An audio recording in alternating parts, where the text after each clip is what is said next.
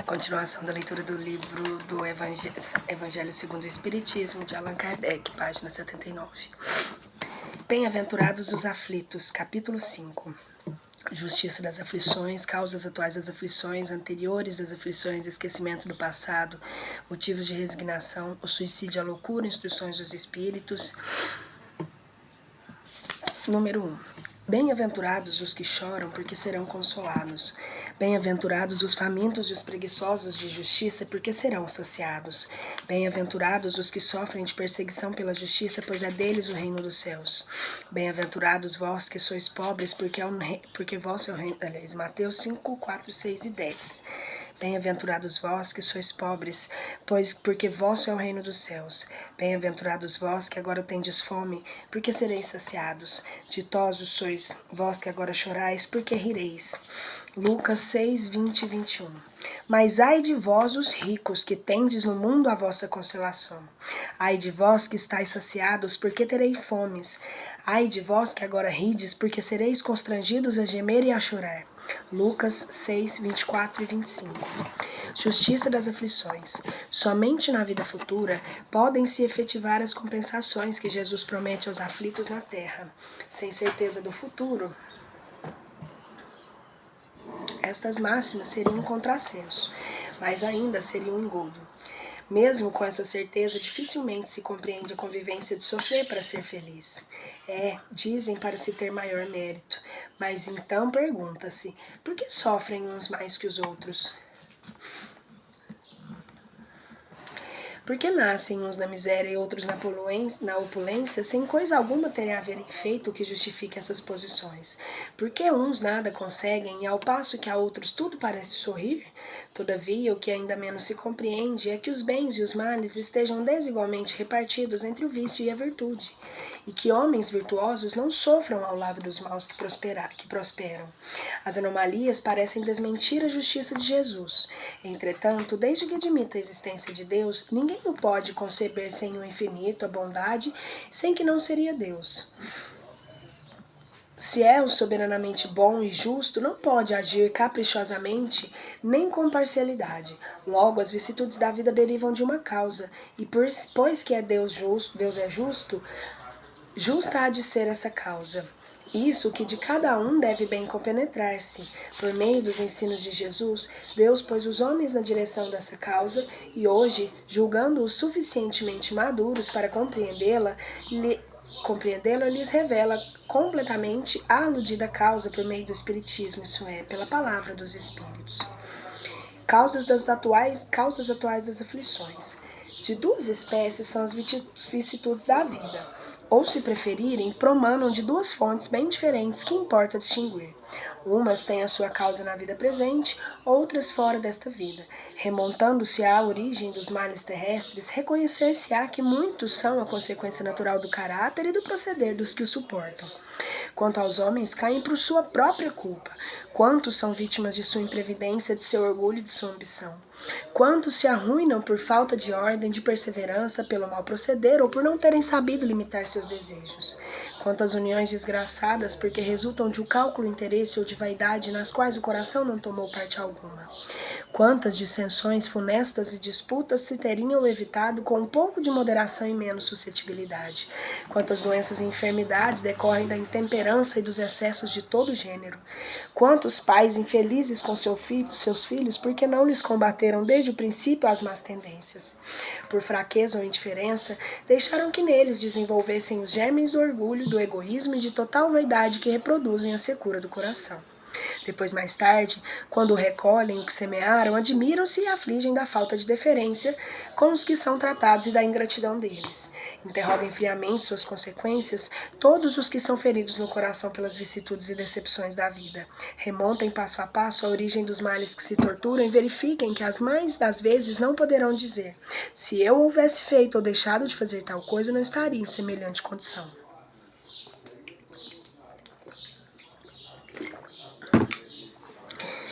A quem, então, há de o homem responsabilizar por todas essas aflições, senão a si mesmo?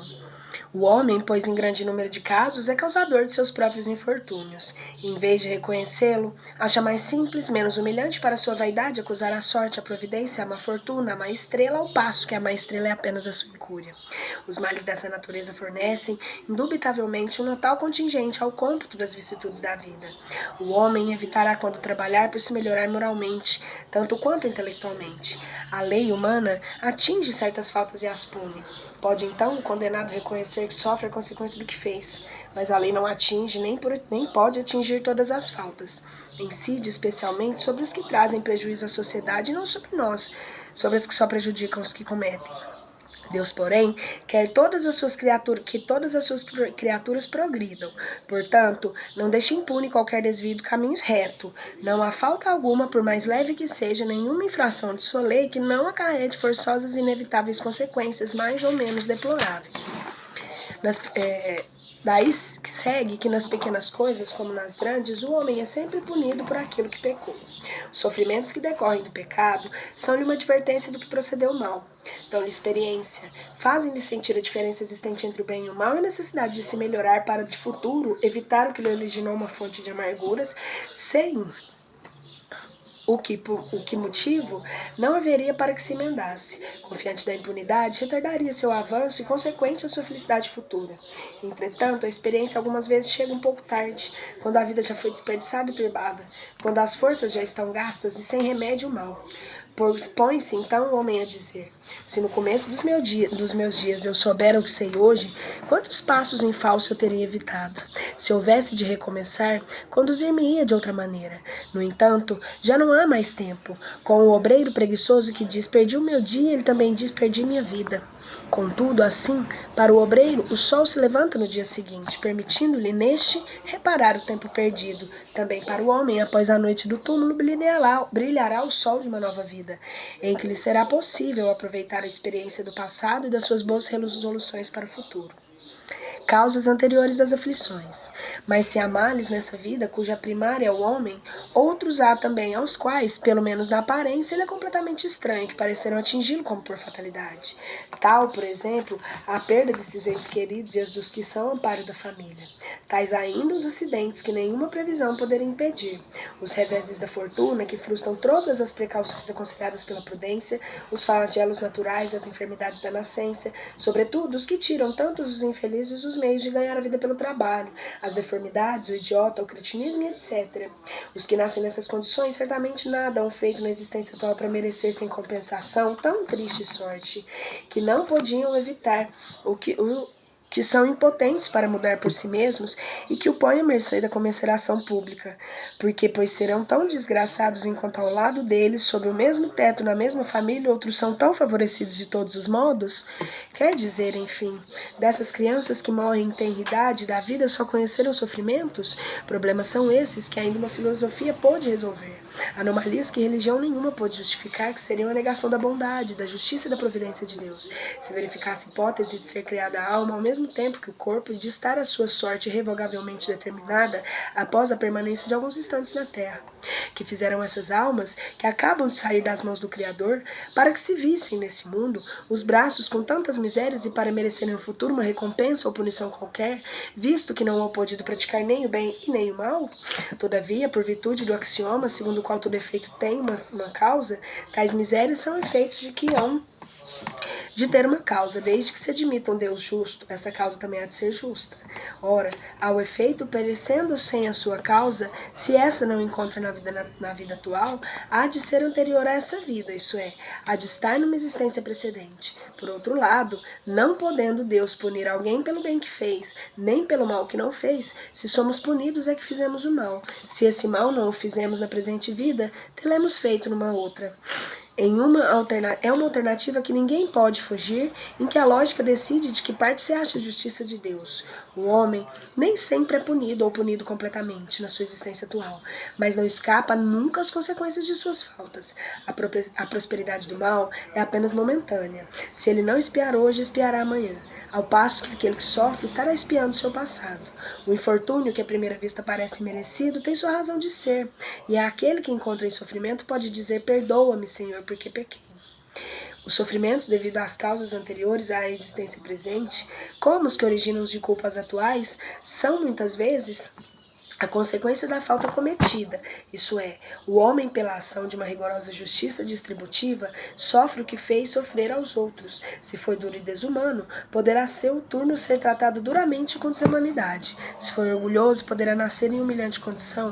Se foi avaro, egoísta ou fez mau uso de suas riquezas, poderá ver-se privado do necessário. Se foi mau filho, poderá sofrer pelo procedimento de seus filhos e etc. Assim se explicam pela pluralidade das existências e pela destinação da Terra como o mundo como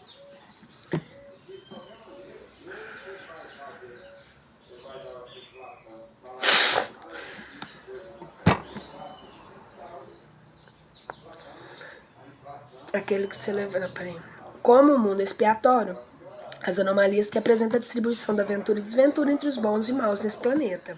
Semelhante anomalia, contudo, só existe na aparência, porque considerada do ponto de vista presente, aquele que se levar pelo pensamento de maneira a apreender toda uma série de existências, verá que a cada um é atribuída a parte que lhe compete sem prejuízo, dali que tocará no mundo dos espíritos e verá que a justiça de Deus nunca se interrompe. Jamais deve o homem olvidar que se acha um mundo inferior ao qual somente as suas imperfeições o conservam preso. A cada vicissitude, cumpre-lhe se lembrar-lhe de que se pertencesse a um mundo mais adiantado, isso não se daria e que só de si depende não voltar para casa. Não voltar a este trabalho por não se melhorar. As tributações podem ser impostas a espíritos endurecidos ou extremamente ignorantes, para levá-los a fazer uma escolha com conhecimento de causa. Se os espíritos penitentes, porém, desejosos de preparar o mal que hajam feito e de proceder melhor, esses a escolhem livremente. Tal o caso de um que, havendo desempenhado mal sua tarefa, pede-lhe deixem recomeçar, para não perder o fruto do seu trabalho. As atribuições, portanto, são ao mesmo tempo expiações do passado, que recebe nelas o merecimento do castigo, e as provas com relação ao futuro que elas preparam. Rendamos graças a Deus, que em sua bondade faculta ao homem reparar os seus erros e não o condena irrevogavelmente por uma primeira falta. Não há a crer, no entanto, que todo sofrimento suportado nesse mundo denote a existência de uma determinada falta. Muitas vezes são simples provas buscadas pelo Espírito para concluir a sua depuração e ativar o seu progresso. Assim, a expiação se deve de prova, mas nem sempre a prova é uma expiação. Provas e expiações, todavia, sempre são sinais da relativa inferioridade, porquanto que é perfeito não precisa ser provado, pois pode um espírito haver chegado a certo grau de elevação e, nada obstante, desejoso de adiantar-se mais, solicitar uma missão, uma tarefa a executar, pela qual tanto mais recompensado será se sair vitorioso, quanto mais rude haja sido sua luta. Tais são, especialmente, essas promessas de instintos naturalmente bons, de alma elevada, de nobres sentimentos inatos, que parece nada de mal haverem trazido em suas precedentes existências e que sofrem com resignação toda cristã maiores dores, somente pedindo a Deus que possam suportar sem murmurar. Pode-se, ao contrário, considerar como expiações as aflições que provocam queixas e impelem ao homem a revolta contra Deus. Sem dúvida, o sofrimento que não provoca queixumes pode ser uma expiação, mas é indício do que foi buscada voluntariamente antes que imposta e constitui prova de forte resolução.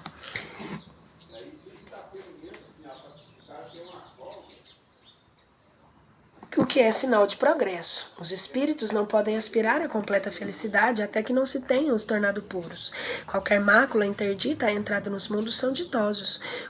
São como os passageiros que de um navio onde há estereótipos aos quais se vede o acesso à cidade, a que aportem, até que se hajam expurgado. Mediante as diversas existências corpóreas, é que os espíritos se vão expungindo pouco a pouco de suas imperfeições. As provações da vida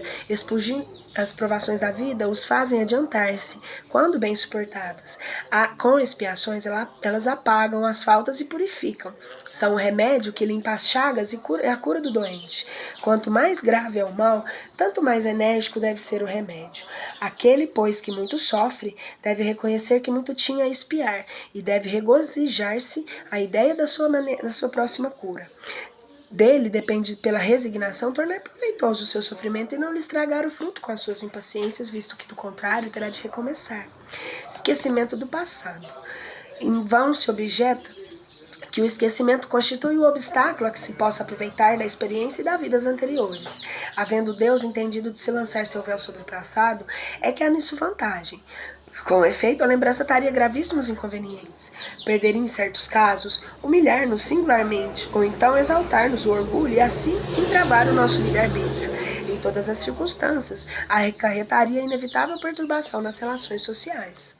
Frequentemente o espírito renasce no mesmo meio em que já viveu, estabelecendo de novo as relações com as mesmas pessoas, a fim de reparar o mal que lhes haja feito. Se não reconhecesse nelas a quem odiar, quiçá o ódio que lhe despertaria outra vez no íntimo. De todo modo, ele se sentiria humilhado em presença daquelas que houvesse ofendido. Para nos melhorarmos, outorgou-nos Deus precisamente o de que necessitamos e nos basta. A voz da consciência, das tendências instrutivas, priva-nos do que seria prejudicial. Ao nascer, traz o homem consigo o que adquiriu. Nasce qual se fez em cada existência, tem um novo ponto de partida. Pouco lhe importa saber o que foi antes. Se se vê punido, é que praticou o mal. Suas atuais tendências más indicam que lhe resta corrigir em si próprio, e é nisso que deve concentrar-se toda a sua atenção. Porquanto daquilo de que se haja corrigido completamente, nenhum traço mais conservará. As boas resoluções que tomou são a voz da consciência, divertindo de que é bem e do que é mal, dando-lhe forças para resistir às tentações. Aliás, o esquecimento ocorre apenas durante a vida corpórea. Volvendo à vida espiritual, readquire o espírito a lembrança do passado. Nada mais há, portanto, do que uma interrupção temporária semelhante a que se dá na vida terrestre durante o sono, qual não obsta que no dia seguinte não nos recordemos do que tenhamos feito na véspera ou nos dias precedentes. E não é somente após a morte que o espírito recobra a lembrança do passado. Pode-se dizer que jamais a perde, e que, pois como a experiência demonstra, mesmo encarnado, adormecido o corpo, ocasião em que se goza de certa liberdade, o espírito tem consciência de seus atos anteriores, sabe porque sofre que sofre com injustiça. A lembrança unicamente que se apaga no curso da vida exterior, da vida de relação, mas na falta de uma recordação exata que lhe poderia ser penosa e prejudicá-los nas suas relações sociais. Forças novas aurem eles nesses instantes de emancipação da alma, se o sabe aproveitar. Motivos de resignação. Por essas palavras, bem-aventurados os aflitos, que serão consolados. Jesus aponta a compensação que hão de ter os que sofrem a resignação que leva o paciente a bendizer sofrimento, como prelúdio da cura. Também podem essas palavras traduzidas assim: devei considerar-vos felizes por sofrerdes, visto que as dores do mundo são o pagamento da dívida que as vossas passadas faltas vos fizeram contrair. Suportadas pacientemente na terra, essas dores vos poupam séculos de sofrimentos na vida futura. Deveis, pois, sentir felizes por reduzir Deus a vossa dívida, permitindo que a saudeis agora, que vos garantirá a tranquilidade no porvir. O homem que sofre assemelha-se a um devedor de avultada soma, a quem o credor diz: se me pagares hoje mesmo a 100ª parte do teu débito, quitar-te-ei do restante e ficarás livre. Se não o fizer, atormentarei até que pague a última parcela. Não se sentiria feliz o devedor por suportar toda espécie de privações para se libertar pagando apenas a 100ª parte do que deve? Em vez de se queixar do seu credor, não lhe ficará agradecido? Tal o sentido das suas palavras. Bem-aventurados os aflitos, pois serão consolados. São ditosos porque se quintam e, pois depois de se haverem quitado, estarão livres. Se, porém, ao homem quitar-se de um lado, endivida-se de outro, jamais poderá alcançar sua libertação. Ora, cada nova falta aumenta a dívida por quanto há uma qualquer, e ela seja não acarrete forçosa e inevitavelmente uma punição. Se não for